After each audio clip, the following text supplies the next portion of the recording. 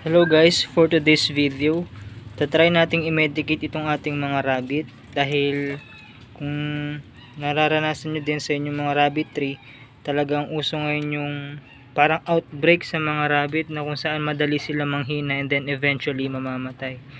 Kanina, nakapaglibing na din ako ng isang rabbit kasi hindi niya na din kinaya. So sa mga natirang tatlong ito, upon observation, ayan, medyo nakakabawi-bawi na sila but we still have to medicate them para tuloy-tuloy yung paglakas nila.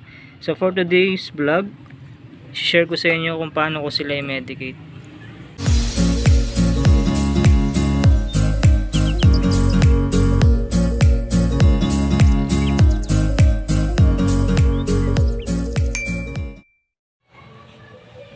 Hello guys, para sa video natin today, ang i-share ko sa inyo is kung paano natin pwedeng gamutin or i-medicate yung ating mga rabbit kapag napansin natin na bigla na lamang sila nanghihina. And actually sa mga FB group na nababasa ko, halos ito lagi yung concern. Siguro nangyayari ito dahil sa pabago-bagong panahon. Sobrang init at lamig and then uulan maya-maya. Kaya siguro nagiging matamlayan yung ating mga rabbit. So ngayon, ang mga gagamitin natin, unang-una itong ipil-ipil. So nakita ko rin na maganda to para sa rabbit para masag-ulian yung lakas nila. And then meron din tayong dextrose powder dito na subok ko na to ever since na nag-rabbit ako. Kapag napapansin ko sila na nanghihina, binibigyan ko na sila ng dextrose powder para mabigyan sila ng lakas. And then ihahalo lang natin to sa tubig dito. And then guys, kung yung rabbit nyo is hindi na nila kayang uminom pa on their own, pwede tayong gumamit ng syringe tulad nito. And then naalisin lang natin yung needle sa may top part nya. And then siya nating ibibigay sa ating mga rabbit para makainom din sila. And then kapag naman hindi na rin nila kayang kumain on their own, pwede natin itong dikdikin. Kunin natin yung katas and then ilalagay natin dito sa syringe. Saka natin ibibigay at ipapainom. So since upon observation sa aking mga rabbit, almost 1 week na kasi silang ganyan and then ngayon nakakabawi-bawi na sila sa lakas. So papakain na lang natin ito sa kanila and then bibigay natin yung dextrose powder and then kapag nakita natin na hindi nila kayang uminom on their own, edi i-force feed natin sila gamit itong syringe. So kukunin ko lang ang ating mga rabbit. Okay guys, ready na yung mga rabbit na gagamutin natin. So ngayon, samahan nyo ako magtimpla ng dextrose powder. So kung mapapansin nyo sa loob, para lang siyang powdered sugar. Yung ganun yung texture niya. Then kukuha lang tayo ng isang kutsara. Ayan. Ganito karami. And then ihahalo natin sa clay pot na may tubig.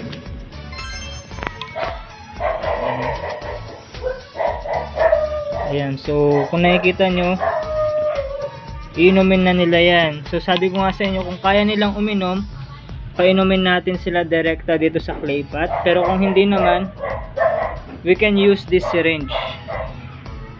Ayan.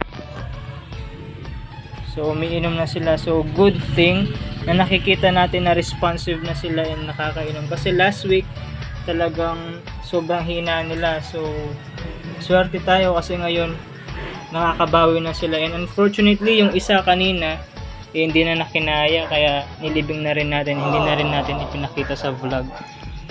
Yan. So ngayon magandang rin kasi yan, medication para sa kanila para makabawi. Kung mapapansin nyo, sobrang payat nila ayan nagmamanifest lang na nagkasakit sila the whole week.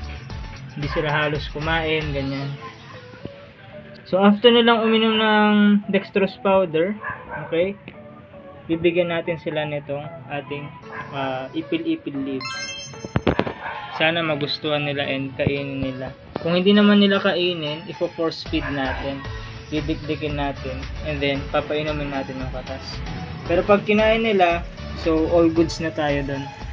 Ayan, so subukan natin ibigay naman ito. Actually kainin nila. So sa pagbibigay pala nito, lang yung sakto lang, hindi masyadong marami. Kasi masama din kapag naparami ng ipil-ipil yung ating mga rabbit. Ayan, so good thing kinakain nila manual. Ganyan. Dito sa kung mapapansin nyo rin yung nguso nila, oh, ganyan, dahil nga nagkasakit sila ng ilang araw. Ngayon lang sila nakabawi-bawi.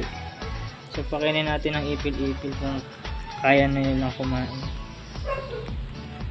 So yun lang guys yung update natin for this vlog. Sana nakatulong to kahit papano. I know some of you nararanasan nyo rin yung mga ganyan, lalo na kapag ka nagkakasakit yung alaga nating rabbit, hindi natin alam yung gagawin. So by this vlog, sana nakatulong kahit papano. So yun lang ating video for today. Thank you so much for watching and have a nice day.